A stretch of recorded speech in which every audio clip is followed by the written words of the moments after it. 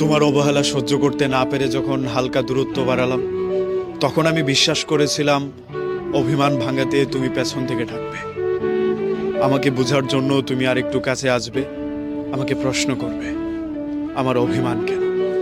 কিন্তু আমার ভাবনাগুলোকে তুমি ভুল প্রমাণ করে দিয়ে আমার থেকে দূরে সরে গেলে। আসলে আমরা সব সময় যা ভাবি তা হয় না, তা হওয়ারও না, এটাও আমি জানি। কিন্তু আমার ভাবনাগুলোকে তুমি নিতান্তই ভুল প্রমাণ করলে।